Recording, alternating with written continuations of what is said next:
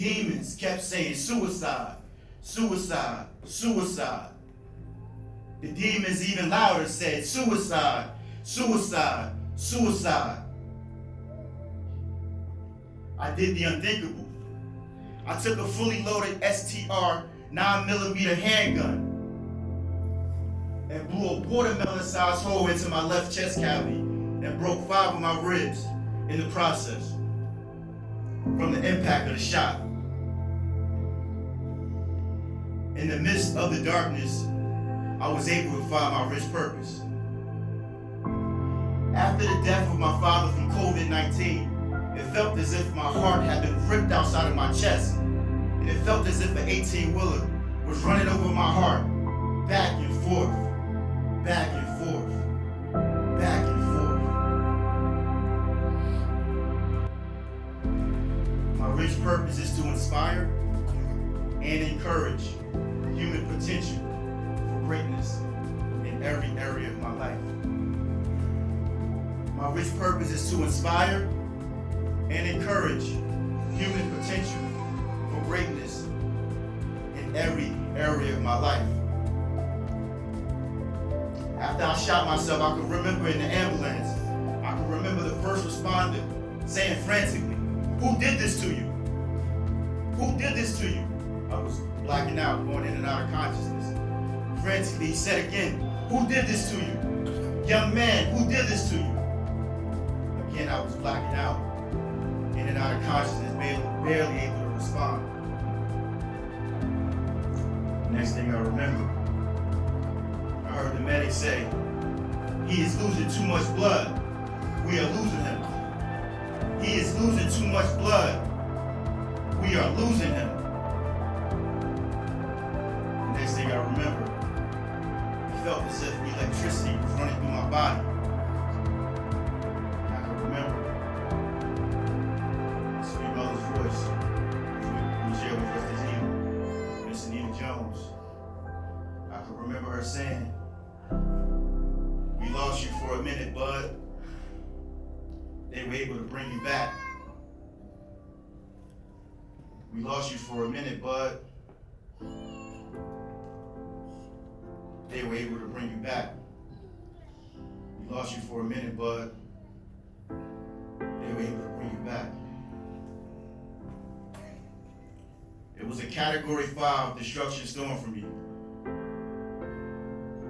My father had suddenly passed away from COVID, and to add insult to injury, the day after I buried my father, when I returned to Atlanta, Georgia, I got a call from my company's HR department, who politely let me know that I was being laid off due to the impact of COVID-19 on the rental car industry. COVID-19 had literally turned my life upside down. COVID-19 had literally turned my life upside down. I was broken. I was oppressed. I felt like nothing. I was broken. I was brokenhearted. I was brokenhearted not only from losing my father, but to be brutally honest, I was brokenhearted from losing my job. You see, I had spent 10 years of blood, sweat, and tears with Enterprise Rent-A-Car as a branch manager. And now it was over. I wasn't looking for sympathy or anything, but they didn't even send me a card. 10 years of service, they didn't even send me a card. This journey has taught me that God will sometimes take you down to your lowest possible point in order to raise you to heights that you could never even imagine. A lot of times we face trials and tribulations in life, and it'll be easy just to give up. It'll be easy just to surrender. But I'm telling you today, as a suicide survivor, your life matters. You matter. The young lady said, it's okay not to be okay. It's okay not to be okay. I used to suffer from perfectionism and the disease to please, always pretending as if my feelings or emotions were made out of concrete, and always swept everything under the rug. And when it erupted, the way it erupted, it left me lost. It left me confused. It left me broken. It left me broken. Like the legendary Eric Thomas once said, it was time for me to turn my tragedy into triumph. It was time for me to take my second opportunity at life. It was time for me to honor God's will for my life, to spread this message of love, to spread this message of inspiration. A poem that always inspires me was a poem that I learned from my high school football coach, Hall of Fame Coach Marion Bell. And the name of the poem is called Invictus. And the poem goes like, out of the night that covers me, black as a pit from pole to pole, I thank whatever gods may be for my unconquerable soul. In the fell clutch of circumstance, I have not winced nor cried aloud under the bludgeon of chance. My head is bloody, but I'm bowed. Beyond this place of wrath and tears looms, but the horror of the shade, the menace of the years finds and shall find me unafraid. It matters not how straight the gate, how charged with punishment the scroll. I'm the captain of my faith, I'm the master of my soul. Say it with me. I'm the master of my faith, I'm the captain of my soul. Say it with me, y'all. I am the master of my faith, I'm the captain of my soul. More energy. I'm the captain of my faith, I'm the master of my soul. My soul, my soul.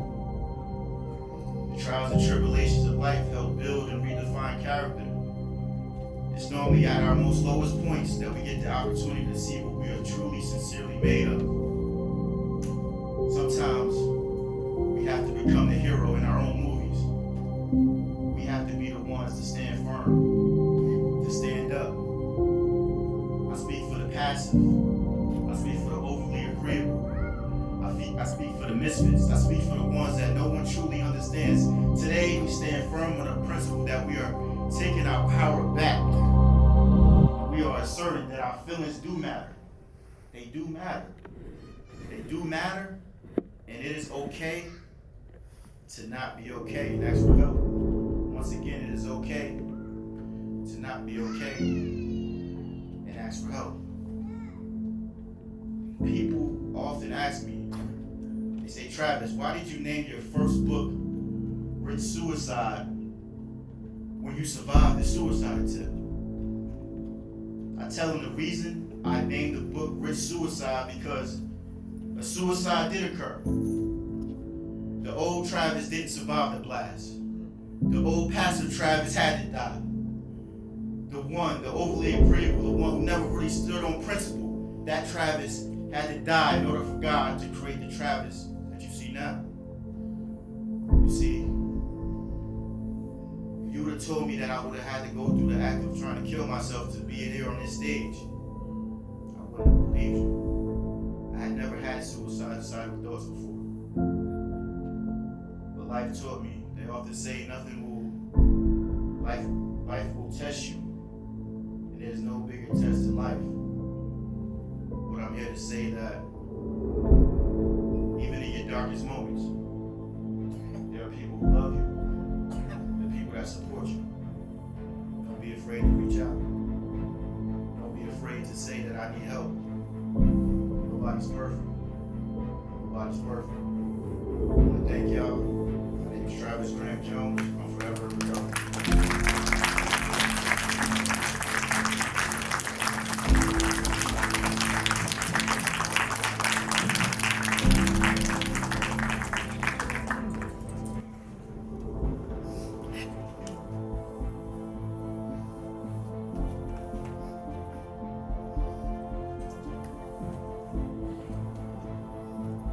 Thank Mr. Travis Graham Jones for that heartfelt testimony. I don't know about you all, but I definitely feel inspired through this story. I've known Travis personally since about 2006, 2007. Not only is he a good friend, he's also a fraternity brother of mine. And needless to say, when I heard this news, I was devastated. But more than devastation, I was surprised, right? Because Travis, when we graduated in 2010, he was speaking at the graduation at Rutgers in New Brunswick. When we were in our fraternity, Travis was an avid community member, an avid volunteerist, and really engaged in the community and with everyone around him in such a way. So because I was so taken aback, I made it a point to be there for people that are struggling, right? And even for that, I made it a point to be there for myself, right? And so how that looks for me personally, I've tried to weave self-care into my daily practices. So upon waking up every morning, I express gratitude, thankfulness to God, the God I serve, right? I tell him I'm grateful for this day. I'm grateful to be alive. I'm grateful that we made it through the night. I'm grateful that you have a goal and plan for me for this day, and I want that to come to fruition. After I say my prayers, I meditate. Similar to what Travis led you all, I practice that every morning, right? Because meditating gives you a grounding, it gives you a sense of comfort, and it really allows you to attack your day with full force. And after that, I engage in stretching, right? Our bodies, we have to be in motion and move, right? Illness can only sit in the body if our bodies are not in motion. So I do those 3 things daily, and other than that, I get a lot of cardio when I play basketball a lot, at least 2 or 3 days a week. And so my days, my weeks are filled with practices of self-care. And I share that with you all because I think it's imperative for us as individuals, right, who have so many obligations and so many opportunities. We have to take care of ourselves before we can take care of anyone else. So at the least, right, I implore you all to start to practice self-care, whatever that looks like for you. For everyone, it's going to look different. But start doing things daily, right, that you can affirm yourself, affirm your existence, and have the best day possible.